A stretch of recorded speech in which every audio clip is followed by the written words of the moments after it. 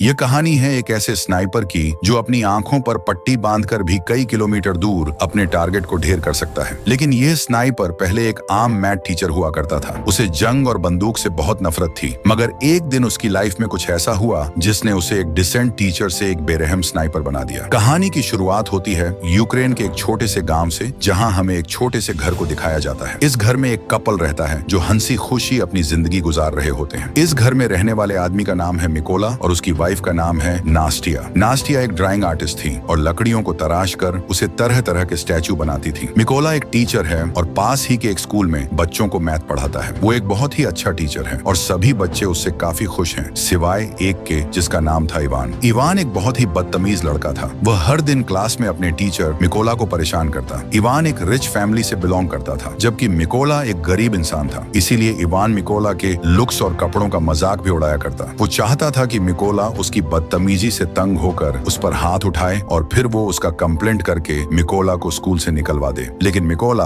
बहुत ही शांत इंसान था। मिकोला को उसकी बातों से कोई फर्क नहीं पड़ता और वह अपनी जिंदगी में मस्त रहता। मिकोला के घर में कोई भी इलेक्ट्रॉनिक सामान जैसे टीवी वगैरह नहीं होने की वजह से उसे दुनिया की खबर नहीं मिल पाती थी। एक दिन जब मिकोला अपने स्कूल में था, तब उसने टीवी पर एक खबर सुनी कि रशिया ने यूक्रेन पर हमला कर दिया है, जिसमें बहुत से सोल्जर्स मारे गए हैं और रशिया ने यूक्रेन की बहुत सी जगहों पर कब्जा कर लिया है। शाम को जब मिकोला अपने घर आया तो उसे यह बात पता लगी कि उसकी वाइफ प्रेग्नेंट है। ये जानकर उसे बहुत खुशी हुई क्योंकि अब मिकोला फादर बनने वाला था। इन दोनों ने मिलकर इस खुशी को सेलिब्रेट किया। अगले दिन मिकोला अपनी वाइफ को बाय बोलकर स्कूल की तरफ बच्चों को पढ़ाने के लिए अपनी साइकिल पर निकल पड़ा। लेकिन जब वो रास्ते में था तब उसने दो सोल्जर्स को देखा जो सिगरेट जलाकर एक अलग सी वर्दी पहनकर खड़े थे। वो वर्दी किसी यूक्रेनियन सोल्जर्स की बिल्कुल भी नहीं थी, जिसे देखकर उसे कुछ अजीब लगा। लेकिन मिकोला ने सोचा कि शायद सरकार ने सोल्जर्स की वर्दी को चेंज कर दी हो, इसीलिए मिकोला ने उस पर ज्यादा ध्यान नहीं दिया और जल्दी से अपने स्कूल पहुंचा। लेकिन जब वह स्कूल के अंदर आया तो उसने देखा कि पूरा का पूरा स्कूल खाली पड़ा है। कोई एक बच्चा भी स्कूल में नहीं आया। यह देखकर उसे गड़बड़ महसूस हुई। तभी उसने टीवी पर न्यूज देखा जिसमें बताया जा रहा था कि रशिया के सोल्जर्स यूक्रेन पर कब्जा करने के लिए यूक्रेन में घुस चुके हैं। और अब उसे एहसास हुआ कि उसने रास्ते में जो सोल्जर्स देखे थे वो असल में रशिया के थे। ये सोचकर उसे अपनी वाइफ की फिक्र हुई, क्योंकि उसकी वाइफ घर पर अकेली थी। वो फौरन अपनी साइकिल पर बैठकर घर की तरफ भागा, लेकिन अब बहुत देर हो चुकी थी। जब मिकोला घर पहुंचा तो उसने देखा कि वे दो सोल्जर्स उसकी वाइफ को बुरी तरह से पीट रहे थे। मिकोला ने अपनी वाइफ को बचाने की कोशिश की, लेकिन उन सिपाहियों ने उसकी भी बेरहमी से पिटाई कर दी। मिकोला ने उनसे रिक्वेस्ट की कि प्लीज मेरी वाइफ को मत मारो, वो प्रेग्नेंट है। लेकिन सोल्जर्स ने उनकी एक नहीं सुनी और उन दोनों को पीटते गए। थोड़ी देर बाद एक रशियन सोल्जर ने मिकोला के घर की तलाशी ली और जब उसे अंदर कुछ भी काम का नहीं मिला तो उसने गुस्से में आकर मिकोला के घर को आग लगा दी और वहां से जाने लगे। अब अपने घर को जलता देख नास्तिया गुस्से से लाल हो गई और एक पत्थर उठाकर उन रशियन सोल्जर्स को मारने लगी। ये देखकर एक सिपाही ने गोली चला दी और नास्तिया की मौके पर ही मौत हो गई। मिकोला अपनी वाइफ को मरता देखकर उसके पैरों तले जमीन खिसक जाती है। वह अपनी वाइफ के पास जाता है और उसे गोद में लेकर फूट फूट कर रोने लगता है। ऐसे ही कुछ घंटे बीतने के बाद दो यूक्रेनियन सोल्जर्स मिकोला के पास आए। मिकोला की वाइफ को मरा हुआ देखकर उन दोनों सोल्जर्स को बहुत अफसोस होता है और मिकोला के कंधे पर हाथ रखकर उसे हिम्मत न हारने को कहते हैं। उसके बाद उन दो सोल्जर्स ने मिकोला की वाइफ के लिए कब्र खोदना शुरू किया और एक कब्र खोदकर मिकोला से कहते हैं कि तुम यहाँ पर अपनी वाइफ को दफना दो। अपनी वाइफ की मौत के बाद मिकोला पूरी तरह से टूट चुका था। अब वह बिल्कुल अकेला रह चुका था। उन रशियन सोल्जर्स ने न सिर्फ उसकी वाइफ को मार डाला, बल्कि मिकोला के आने वाले बच्चे और उसके घर को भी जला दिया। इसीलिए अब वह बदले की आग में जल रहा था और उसे हर हाल में उस रशियन सोल्जर को मारना था जिसने उसकी बीवी पर गोली चलाई थी। उस सोल्जर से बदला लेने का एक ही रास्ता था कि वह यूक्रेनियन सोल्जर्स में शामिल हो जाए। इसीलिए वह यहीं पर उन दो सोल्जर से रिक्वेस्ट करता है कि प्लीज मुझे भी अपने साथ ले चलो, मैं भी यूक्रेन आर्मी में शामिल होना चाहता हूँ। इसके बाद वे दोनों सोल्जर्स मिकोला की बात मान लेते हैं और उसे गाड़ी में बैठाकर मिलिट्री बेस ले जाते हैं। जाने से पहले मिकोला अपनी वाइफ के हाथों का बनाया हुआ छोटे से स्टैचू को अपने पास रख लेता है, जो उसकी वाइफ ने इसकी रक्षा के लिए बनाया था। जब ये लोग मिलिट्री बेस पहुंचते हैं तो वहां उनका सीनियर मिकोला को देखकर उन दो सोल्जर्स पर गुस्सा करने लगता है और मिकोला को फौज में भर्ती करने से मना कर देता है, क्योंकि उनके सीनियर को मिकोला पर शक होने लगता है कि कहीं मिकोला कोई जासूस ना हो। जब सीनियर ने उन दो सोल्जर्स से अच्छी तरह मिकोला के बारे में जानकारी हासिल की और मिकोला ने भी उसे पूरी बात बताई कि किस तरह से रशियन सोल्जर्स ने मेरी वाइफ को बेरहमी से मार दिया और मेरे घर को जला दिया, इसलिए अब मेरे पास जीने की कोई वजह नहीं है। और उसने उस सीनियर को यकीन दिलाया कि वह रशियन सोल्जर को मारकर इस देश को आजाद करना चाहता है। यह सुनकर वह सीनियर मिकोला को यूक्रेनियन आर्मी में भर्ती करने के लिए राजी हो जाता है और अगले दिन से ही उसकी ट्रेनिंग शुरू हो गई। अब क्योंकि मिकोला एक आम इंसान था, इसलिए उसे ट्रेनिंग के दौरान काफी मुश्किल हो रही थी। उसने अपनी पूरी जिंदगी मैथ का सब्जेक्ट पढ़ाया था और बंदूकों के बारे में उसे कोई भी जानकारी नहीं थी। जब सभी फौजी बंदूकों को असेंबल कर रहे थे तो उनके मुकाबले में मिकोला काफी स्लो था और वह सबसे आखिर में बंदूक को असेंबल करता है। ये देखकर उस ऑफिसर को लगता है कि मिकोला कभी भी एक अच्छा सोल्जर नहीं बन पाएगा, लेकिन उसने भी हार नहीं मानी और अपनी ट्रेनिंग पर फोकस रखा। एक रात ट्रेनिंग के दौरान मिकोला अपने सीनियर से कहता है कि वह उसे उसके नाम से ना बुलाए क्योंकि उसका कोड नेम रेवन है। मेरा कोड नेम है रेवन।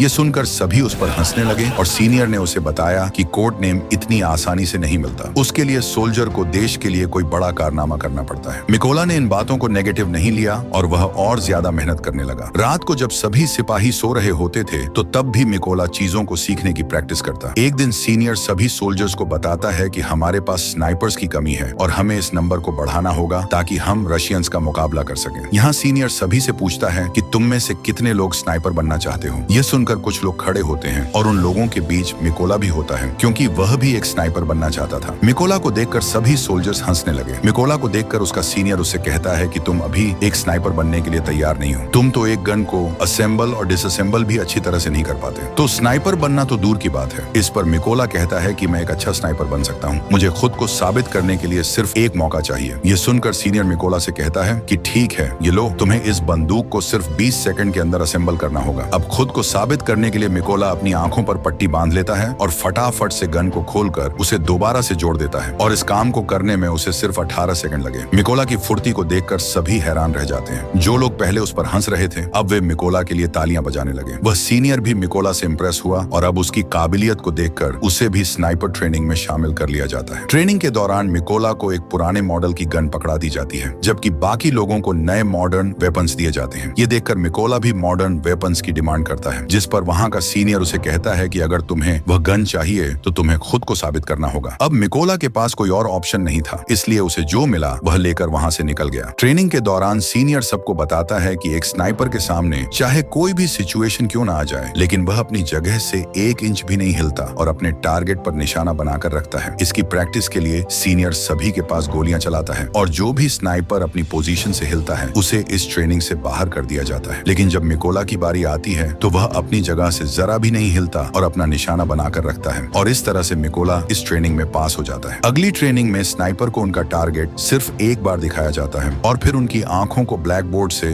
ढक दिया जाता है। इस दौरान उन्हें अंदाजा लगाकर अपने टारगेट को शूट करना होता है। बाकी सोल्जर्स में से कुछ सोल्जर इस टेस्ट को पास कर लेते हैं, लेकिन जब मिकोला की बारी आती है तो उसका निशाना थोड़ा सा चूक जाता है और मिकोला इस टेस्ट में फेल हो जाता है क्योंकि उसके पास जो बंदूक थी वह काफी पुरानी थी और उससे बिल्कुल परफेक्ट निशाना लगाना बहुत मुश्किल था। मगर सबको पता था कि अगर मिकोला को नई बंदूक दी जाती तो वह निशाना बिल्कुल परफेक्ट लगा लेता। अगली ट्रेनिंग उन स्नाइपर्स के लिए और मुश्किल थी क्योंकि उन्हें फ्लेयर की रोशनी में अपने टारगेट को शूट करना था और वह भी रात के अंधेरे में। यहाँ सीनियर ने फ्लेयर छोड़ी और सभी ने अपना निशाना लगाया, लेकिन कोई भी टारगेट को हिट नहीं कर सका। बाकी सब ने तो गोली चला दी थी। अब यहाँ सिर्फ मिकोला ने गोली नहीं चलाई। वह समझ जाता है कि फ्लेयर की रोशनी में डायरेक्ट निशाना लगाना पॉसिबल नहीं है, इसीलिए जब सीनियर ने फ्लेयर छोड़ा था तो उसने गोली चलाने के बजाय फ्लेयर की रोशनी में अपने टारगेट की दूरी का अंदाजा लगाया और अपनी मैथ की नॉलेज को यूज करके एक परफेक्ट शॉट मारा। ये देखकर उसका सीनियर और बाकी सोल्जर्स हैरान रह गए। ये टास्क आज तक किसी ने भी कंप्लीट नहीं किया था, सिर्फ मिकोला ने कर दिखाया। सीनियर मिकोला से काफी इंप्रेस हुआ और उसे उसका मनचाहा कोड नेम रेवन दे दिया। ऐसे ही दिन बीतते गए और मिकोला जी जान से अपनी ट्रेनिंग में लगा रहा और फाइनली वह दिन भी आ गया जब उनकी ट्रेनिंग का रिजल्ट आने वाला था। यहाँ कर्नल ने मिकोला को सैल्यूट किया और उसे बताया कि उसने इस टेस्ट को पास कर लिया है। थोड़े दिनों बाद कर्नल मिकोला के पास आता है और उसे कहता है कि वह अपना सामान पैक कर ले क्योंकि उन्हें एक मिशन पर जाना है। खबर आई है कि कुछ रशियन सोल्जर्स ने एक चेक पोस्ट पर कब्जा कर लिया है और यहाँ से असली कहानी शुरू हुई। जल्दी मिकोला की टीम इस लोकेशन पर पहुंच गई और अपना निशाना लगाकर बैठ गई और अभी यह लोग उन रशियन सैनिकों को मारने ही वाले थे कि तभी उन्हें दूर एक गाड़ी दिखाई दी जो चेक पोस्ट की तरफ बढ़ती जा रही थी, जिसकी वजह से कर्नल सबको शूट ना करने के लिए बोलता है। उधर रशियन सैनिकों ने गाड़ी को रोक लिया और अंदर मौजूद लोगों लोगों से बाहर आने को कहा। उन्होंने उनके पासपोर्ट्स को चेक किया और पूरी गाड़ी की भी तलाशी ली, और जब सब ठीक रहा तो उन सैनिकों ने उन्हें जाने की परमिशन दे दी, लेकिन उनके पासपोर्ट्स को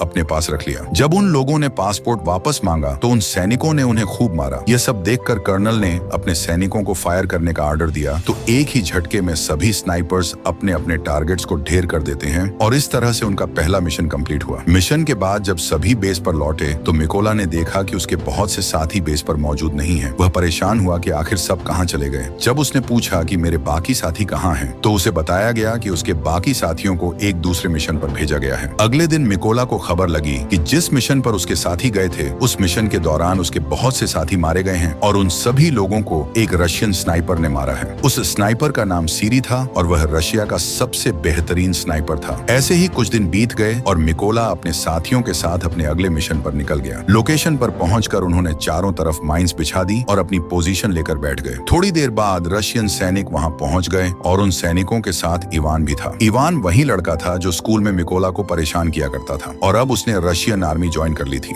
लेकिन जैसे ही कर्नल शूट करने का ऑर्डर देता है, तब मिकोला थोड़ा सा घबरा गया, क्योंकि वह अपने स्टूडेंट को नहीं मारना चाहता था। लेकिन फिर मिकोला अपने जज्बात को साइड पर रखकर वहां रखे लैंडमाइंस को शूट करता है, तो वहां एक जोरदार धमाका होता है, जिससे इवान समेत सभी रशियन सोल्जर्स मारे जाते हैं। सब कुछ कंट्रोल होने के बाद कर्नल गुस्से में मिकोला से पूछता है कि जब मैंने शूट करने का ऑर्डर दिया तो तुम क्या सोच रहे थे? जिस पर मिकोला जवाब देता है कि उन रशियन सोल्जर्स में मेरा एक स्टूडेंट भी था, मैं उसे नहीं मारना चाहता था। यहाँ कर्नल ने मिकोला को समझाया कि उसे इवान की मौत का जरा भी दुख नहीं होना चाहिए, क्योंकि यहाँ वह तुम्हारा स्टूडेंट नहीं बल्कि तुम्हारा दुश्मन था, और रशियन आर्मी को ज्वाइन करना इवान का अपना फैसला था, इसलिए तुम्हें उसके लिए बुरा मानने की जरूरत नहीं। मिशन पूरा करके यह सभी अपने बेस कैंप पर लौट आए। कर्नल को मिकोला पर पूरा भरोसा था। वो अपना ज्यादातर वक्त मिकोला के साथ बिताता था। यहाँ कर्नल ने मिकोला को अपनी फैमिली फोटो दिखाई और उसे बताया कि उसकी फैमिली में 3 लोग हैं। उसकी दोनों बेटियां इस बात से अनजान है कि उनके पिता एक सोल्जर हैं। मैंने उन्हें बताया है कि मैं बिजनेस करता हूं, और मेरी वाइफ ने भी आज तक मेरे बारे में बच्चों को नहीं बताया कि मैं एक सोल्जर हूं। यहाँ मिकोला ने भी कर्नल को अपनी पूरी कहानी बताई कि किस बेदर्दी से रशियन सैनिकों ने उसकी वाइफ को मार डाला। इस दौरान मिकोला काफी इमोशनल भी हो गया, लेकिन कर्नल ने उसे संभाल लिया। अगली सुबह ये सभी अपने अगले मिशन पर निकल गए। ये मिशन काफी इंपॉर्टेंट था, क्योंकि उन्हें खबर मिली थी कि रशियन सोल्जर्स का एक ग्रुप उस रास्ते से गुजरने वाला है। कर्नल और मिकोला जल्दी से लोकेशन पर पहुंचे और अपनी पोजीशन लेकर बैठ गए। थोड़ी देर बाद उन्हें 2 रशियन सैनिक दिखे जो अपनी बाकी की टीम का इंतजार कर रहे थे। यहाँ मिकोला ये नोटिस करता है कि उनमें से एक सैनिक वो है जिसने उसकी वाइफ को गोली मारी थी, और वो मिकोला के ठीक निशाने पर था। यहाँ मिकोला ने गोली चलाने की परमिशन मांगी, पर कर्नल ने ऐसा करने से मना कर दिया। अब मिकोला गुस्से से लाल हो रहा था, क्योंकि सामने खड़े सोल्जर ने उसकी वाइफ को मारा था, और उसने आर्मी को ज्वाइन भी इसलिए किया था ताकि वो अपनी वाइफ का बदला ले सके। इसलिए उसने दोबारा से फायर करने की परमिशन मांगी, पर एक बार फिर कर्नल ने ऐसा करने से मना कर दिया। लेकिन अब मिकोला अपने जज्बात पर काबू नहीं रख पाया और उसने गोली चला दी। गोली लगने से उस सोल्जर की तुरंत मौत हो गई। लेकिन बुरी बात यह थी कि रशियन सोल्जर्स को उनकी लोकेशन का पता चल गया। कर्नल मिकोला से कहता है, ये तुमने क्या कर दिया? लेकिन सबसे बुरी बात यह थी कि रशिया का सबसे खतरनाक स्नाइपर, जिसका नाम सिरी था, वो भी अपनी पोजीशन लेकर बैठा हुआ था, और अब उसे भी उनकी लोकेशन का पता लग गया था। कर्नल भी यह बात जानता था कि सिरी पास ही है, इसलिए वो सिरी की तलाश करने लगा। लेकिन इससे पहले कि वो उसकी लोकेशन को जानता, सिरी ने उसे एक हेडशॉट दे दिया और कर्नल की मौके पर ही मौत हो गई। अब मिकोला को समझ आया कि उसने कितनी बड़ी गलती कर दी है। उसकी गलती की वजह से कर्नल की जान चली गई। मिकोला को पता लगा कि रशियंस को उनकी लोकेशन का पता लग चुका है। उधर रशियन सोल्जर्स ने भी मिकोला के ऊपर जोरदार फायरिंग और बमबारी शुरू कर दी। अब बिगड़ते हालात को देखते हुए मिकोला ने पीछे हटने का फैसला किया। उसने कर्नल की बॉडी उठाई और अपनी पोजीशन से पीछे आने लगा। जल्दी वो दुश्मनों के इलाके से बाहर आ गया और सीधा अपने बेस पर पहुंचा। मिकोला को कर्नल की मौत का काफी अफसोस था, और वह खुद को उसका जिम्मेदार ठहरा रहा था। यहाँ उसने कसम खाई कि वो सिरी को जान से मार देगा और कर्नल की मौत का बदला लेगा। जल्दी ही मिकोला को 2 रशियन स्नाइपर्स की खबर मिली, और वो फौरन अपने अगले मिशन पर निकल गया। वो अपनी लोकेशन पर पहुंचा और अपना निशाना लगाकर बैठ गया। जल्द ही उसने स्नाइपर को मार गिराया, पर उस स्नाइपर को मारते दौरान एक दूसरे स्नाइपर ने मिकोला को बाजू पर गोली मार दी थी। लेकिन उसने हार नहीं मानी और जैसे तैसे करके उस दूसरे स्नाइपर को भी मार गिराया। अब क्योंकि वो काफी घायल था, इसलिए वह एक सीक्रेट बेस पर चला गया और अपनी बॉडी को थोड़ा आराम देने लगा। इस दौरान उसे आर्मी के मेजर का कॉल आया और उसने मिकोला को बताया कि हमने उस स्नाइपर का पता लगा लिया है जिसने कर्नल को मारा था। उसके बाद मिकोला अपने बेस पर पहुंचा और यहाँ मेजर सभी को स्नाइपर के बारे, नियोग के बारे में बताने लगा। मेजर बताता है कि उस स्नाइपर का नाम सीरी है और वह रशिया का सबसे बेहतरीन स्नाइपर है। उसका निशाना आज तक गलत नहीं लगा। था। सीरी ने यूक्रेन के 6 सबसे काबिल स्नाइपर्स को मार गिराया है, इसलिए हमें उसे हल्के में नहीं लेना चाहिए। मेजर बताते हैं कि सीरी पहले यूक्रेन के सोल्जर्स को मारता है और फिर उसकी वीडियो बनाकर सोशल मीडिया पर अपलोड करता है ताकि यूक्रेनी सोल्जर हार मान ले। वो बताता है कि सीरी एक ऐसा स्नाइपर है जो आमतौर पर अपनी पोजीशन को चेंज नहीं करता और एक खास लोकेशन पर बैठकर अपने दुश्मनों का शिकार करता है। अब ये सभी लोग एक प्लान बनाते हैं कि वह सीरी की लोकेशन पर 2 टीम बनाकर जाएंगे। प्लान के मुताबिक उनकी पहली टीम रशियन सैनिकों पर सामने से अटैक करेगी और जब वह इस अटैक में बिजी होंगे तो उनकी दूसरी टीम उन लोगों पर पीछे से हमला करेगी। इस मौके का फायदा उठाकर मिकोला बिल्डिंग के अंदर जाएगा और सीरी को मार देगा। पूरी प्लानिंग हो जाने के बाद ये सभी उस लोकेशन की तरफ निकल गए। लोकेशन पर पहुंचकर सभी स्नाइपर्स ने अपनी पोजीशन ले ली और अपना निशाना लगाकर बैठ गए। उधर मिकोला भी चुपके से बिल्डिंग में एंटर हुआ, जहां उसे 2 रशियन सोल्जर्स दिखे जो अपने बातचीत में मशरूफ थे। मिकोला ने बिना देर किए उन दोनों को मार डाला और बिल्डिंग में आगे बढ़ गया। इसके बाद उसने प्लान के मुताबिक अपनी टीम को सिग्नल दिया और सिग्नल के मिलते ही यहाँ बैठे स्नाइपर्स ने सभी सोल्जर्स को मार डाला। उधर सीरी ने यह नोटिस किया कि उसका कोई भी साथी उसे रिपोर्ट नहीं कर रहा है। उसे कुछ गड़बड़ महसूस हुई, इसलिए वो बिल्डिंग के छत पर चला गया जहाँ पहले से रशिया का एक स्नाइपर मौजूद था। लेकिन ऊपर जाकर जब उसने स्नाइपर को देखा तो वो स्नाइपर मर चुका था। ये देखकर उसके दिल में घबराहट बढ़ने लगी और अब सीरी को एहसास हुआ कि यूक्रेन के सोल्जर्स ने उसे चारों तरफ से घेर लिया है। उसने अपने बेस पर बैकअप के लिए कांटेक्ट किया, लेकिन बैकअप टीम को उस तक पहुंचने में अभी 10 मिनट और लगने वाले थे। ये सुनकर वो फटाफट से अपनी पोजीशन पर आया और यूक्रेनी सैनिकों को ढूंढने लगा। लेकिन तभी उसने सामने टेबल पर रखा एक छोटा सा स्टैचू देखा जो असल में उसके बाहर जाने के बाद मिकोला ने रखा था, जो उसे उसकी वाइफ ने दिया था। अभी सीरी कुछ सोच पाता कि तभी मिकोला ने उस पर हमला कर दिया और उसे चाकू मार मार कर उसकी जान ले ली। लेकिन इस हाथापाई के चलते बिल्डिंग में मौजूद दूसरा स्नाइपर थोड़ा अलर्ट हो गया, लेकिन अभी वह कुछ कर पाता उससे पहले मिकोला ने उसके पास से ग्रेनेड फेंक दिया और उस धमाके में यह आखिरी स्नाइपर भी मारा गया। थोड़ी देर बाद सीरी की बुलाई बैकअप टीम भी बिल्डिंग तक पहुंच गई, लेकिन वह इस बात से अनजान थे कि सीरी अब मर चुका है। इसीलिए जब उन्होंने सीरी को कॉल किया तो कॉल उधर मिकोला ने उठाया और उनसे कहा कि वह सभी मरने वाले हैं, और इतना कहकर उसने ट्रक के ड्राइवर को शूट कर दिया। अब गोली चलते ही रशियन सोल्जर्स में हलचल मच गई और वह सभी ट्रक के बाहर कूद गए, लेकिन वो इस बात से अनजान थे कि यूक्रेनियन स्नाइपर्स उन पर घात लगाकर बैठे हुए थे। यहाँ यूक्रेनी सैनिकों ने जोरदार शूटिंग शुरू कर दी और एक एक रशियन को चुन चुन कर मारा। इस मिशन के थोड़े दिनों बाद मिकोला अपनी वाइफ की कब्र पर गया, क्योंकि उसने उससे जो वादा किया था वो अब पूरा हो चुका है। उसने उन सभी लोगों को मार दिया है जिन्होंने उसकी वाइफ और कर्नल को मारा था। यहाँ मिकोला ने कसम खाई कि वह आखिरी दम तक अपने देश की सेवा करता रहेगा, और इतना कहकर वह वहां से चला गया और इसी के साथ ये फिल्म खत्म हो जाती है। अगर वीडियो आपको अच्छी लगी हो तो हमारे चैनल को सब्सक्राइब और वीडियो को लाइक जरूर कीजिएगा।